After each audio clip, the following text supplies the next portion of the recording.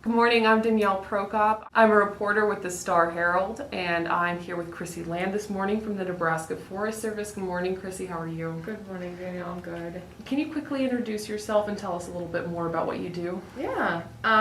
So as she said, Chrissy Land with the Nebraska Forest Service. I am the Western Community Forestry Specialist.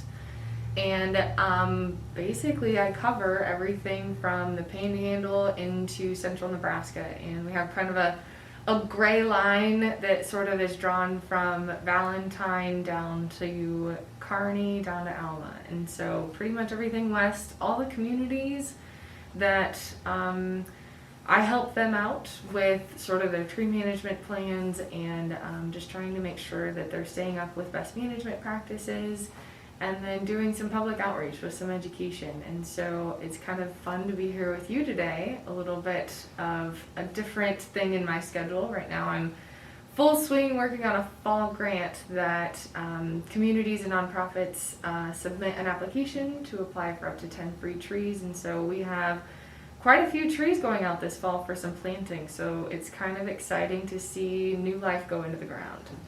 I'd love to hear that. And so can you tell me a little bit about last week's cold snap and how it changed your work and how it might have affected people's trees? Right. Well, everybody was dreading it, of course, and where they were sort of predicting a varying different weather across the Panhandle and a little bit more into central Nebraska, it wasn't really sure, what were we going to get. And the biggest fear was wet, heavy snow. If we would have received sort of like what Harrison, they reported like 7.5 inches the morning after, it's all those trees that have leaves still on. They have more surface to hold snow. And if it's really wet and heavy, it can cause a lot of those branches to be loaded. And ultimately we can end up with a lot of broken branches. And we talk about diseases and insects and other pests, and usually those are secondary. And so when we have any sort of extreme temperature changes, whether it's wet, heavy snow or an extreme temperature drop, that's what usually starts the process of stressing out the tree or creating wounds, openings to the inside, to the vascular system of the trunk or to the tree, that then provides a doorway for all of these other issues that could possibly follow behind. And so it's just, luckily here, we didn't get the heavy snow in the Scottsbluff-Gearing area. We did get a lot of freezing rain, and we did get low temperatures for like 2 or 3 nights in a row. And so I think at one time I heard that we had like a negative 22 wind chill. That can be potentially detrimental to some of our more susceptible trees that aren't maybe as hardy for our area. But overall, what the common things you'll see is maybe some tip branch dieback from a freeze. If we don't get the wet, heavy snow, unfortunately, like I said, up in Harrison, the best thing that could have done is gone out and just kind of shake that wet snow off of the branches to get that weight load off of them. Otherwise, it's just a matter of seeing maybe some leaves that turned brown and then totally dropped. I mean, that's common. Some of our shrubs did that as well. Or maybe they're going to hold those leaves a little bit longer. But we have to keep in mind that we do have some species like oaks that have a tendency to hold their leaves throughout the winter a little bit longer than other species. We have some that as soon as it gets cold, they drop them. And so there's a lot of different things that could happen, and some of it is species specific. Right. And I was going to ask, are there certain trees that are more affected by the cold like that than Right. others? Absolutely. So we have some species like maples that have really thin bark. And I'm talking like paper thin, not very thin, not very thick at all. And sometimes what happens is, in the fall, as they're beginning to somewhat shut down, but I mean, heck, just a couple of days before we had 100-degree temperatures. And so where we go from such extremes, we can have a tree that starts moving moisture through the trunk. And then if we do get a snap freeze, what can happen is that material begins to shrink, and it shrinks so fast that it'll cause splits in the bark. And so those really thin layered thin barked trees can be somewhat of a problem. We also have some trees that are going to be maybe a zone 5. Again, just off the top of my head that I can think of that might be a common is like a Japanese maple or something. Some of our butterfly bushes are zone 5. We have a few other zone 5 trees, and that just means that their USDA hardiness zone, they're not as hardy to lower temperatures. And so those are ones that we kind of think of like specimen trees that may not do as well as what we want for a zone 4. The lower the zone number, the lower the temperature it can withstand naturally.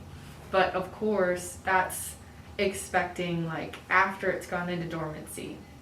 When the tree has not started its chemical processes to go into dormancy yet, and we get a snap like that, that's where you're going to see the branch die back and potentially the leaves holding on or the leaves browning completely and dropping off. And so it just depends on how extreme.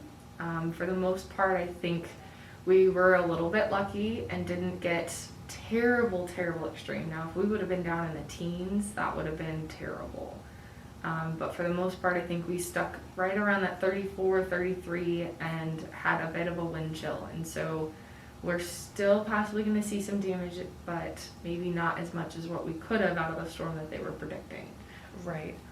And so you talked about the danger to the trees with the sudden shift in weather. Is there danger, to houses around them or things like that when that happens? Right, exactly. We can have, if we do have snow load, and it can cause some fracture wounds in some splitting in the branches, and basically we don't see it right away. But then say a couple weeks later, if we get a big windstorm or something, it could cause that branch to suddenly drop. And if you do have trees that have not been pruned for structural integrity over time, you might find trees that were starting to grow and maybe they had, a leader where they were really close together and they were starting to do some included bark, which is where the bark is stuck on the inside as they're trying to grow against each other.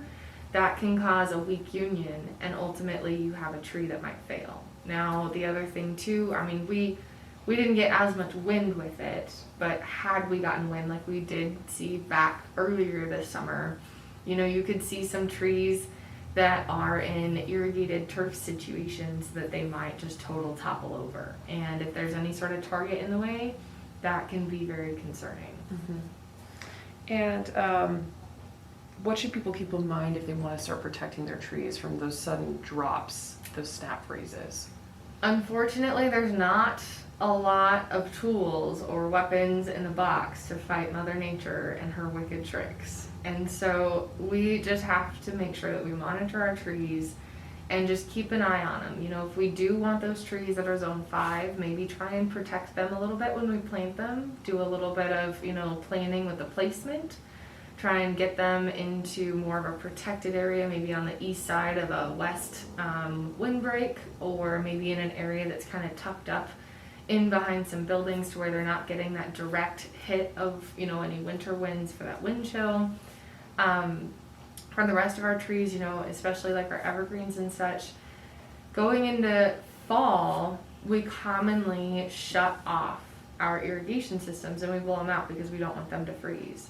Well, the trees still need water. And so making sure that we get out there and we water those trees, because evergreens are still growing in the winter, just not as fast. It's like their metabolisms slow down. So they're still needing water. And when the wind is going, they're releasing that water through their needles. They're basically dehydrating out. And so we need to be able to replace that water that they're potentially losing. And so really, we could be watering our trees, more so our evergreens, but our deciduous could still use some water, especially any trees that are being planted this fall. It's going to be critical to make sure that we water them likely into November until the ground really freezes. Then after the ground really freezes, this year, January, we had a strange 2, 3, almost 4 weeks where we had 60 degree, 50 degree weather where we, drop down low at night, but we'd warm up during the day, and we didn't have any moisture. And those days when it's up to 50 degrees, just take the garden hose out and give those trees some water. Kind of give them a refresher in the winter. Because a garden hose we can always drain back out. We don't have to turn the system on. And it could be as easy as take a 5-gallon bucket, fill it up with water, and go dump one around each tree. And make sure that they stay watered, especially the newly planted trees that are being planted this fall. And so even though it's now back to being hotter and drier, winter is coming up, and so that's some great tips on watering. Any other considerations for snow and ice?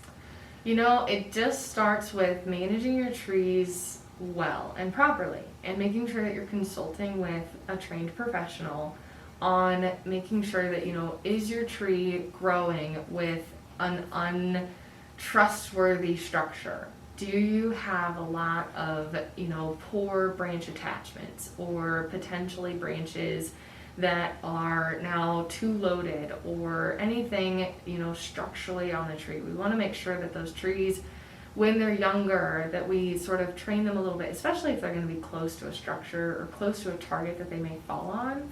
And we want to just make sure that they are sound, and that we're pruning them in a way that we are creating a very strong attachment between the branch and the trunk. And of course, that's where we want to call in a professional, a certified arborist. And so they're going to be able to help us out. And even if we do have any sort of branches that break, we want to talk to them, because they are going to know, the anatomy of that tree, and they've been trained to properly prune them, so that way we can reduce future effects of poor pruning cuts. And so we want proper pruning cuts that reduce the potential for other pests to be invited in. And so, it's, there's timing of the year, there's proper, ratio removal, and then there's proper cutting. And so it really is a science, and we do have, professionals that are trained to do it, and, they have to take an exam to show that they've obtained that knowledge, and that they are, properly trained to do what they're doing. So. And if people want to know more about this, where should they look, or who should they call? Yeah, so I had to make sure that I wrote this down. So we have 2 ways that an arborist or a tree worker can become certified. So we have the Nebraska Arborist Association, which is statewide. And you can go to their website, which is nearborists, with an S at the end, .org. And you can go through there and you can look at their certified membership. And it'll show you who within your area, I believe it's listed by town. It'll have their name and then which town they're in. And so we have a few of those that are Nebraska certified. And then you can go to ISA's website, which is the International Society of Arboriculture. And their website is treesaregood.org. And you can find an arborist on their website. And so it'll show you who is ISA certified or NAA certified. And so we just want to find a professional, and we do have a handful of them around. So we have, I think, one here in Scottsbluff, one in Baird, one in Chadron, and they do travel. And then as far as our Nebraska arborists, we also have a couple in Chadron, and then I think we have one in Sydney. And some of them are practicing, most of them are practicing arborists with their own companies, and then just a handful of them might be working for like an NRD or maybe the Nebraska Forest Service. So if you see my name on there, I'm not going to come and prune your trees. So, but even for consultation, I mean, it's not only for having the work done, but having someone look at your trees, check it out, give you an idea of what's going on. And, for our homeowners, if, our arborists get backed up, say in a big storm, they can reach out to the extension center and they can get a little bit of consultation out of the extension center. The landowners that might have some acreage that might have done some business with the Natural Resources District, the North Platte Natural Resources District, they can contact them, and they might be able to help and do, if they see some damage in a windbreak or something, or on the trees just on their acreage, they can contact the NRD, and then the communities, so the tree boards and the park boards and everything else, they can contact me. And I will come in and I help them out, manage their trees in the parks and the streets and everything else. So that's kind of a little bit of direction as far as, you know, who do I talk to and how do I get some assistance. So Chrissy, thank you so much for all of your time on this. This has been a delight. This has been Table Talk with Danielle Prokop, and I spoke today again with Chrissy Land about trees and concerns for freezing. Thank you so much.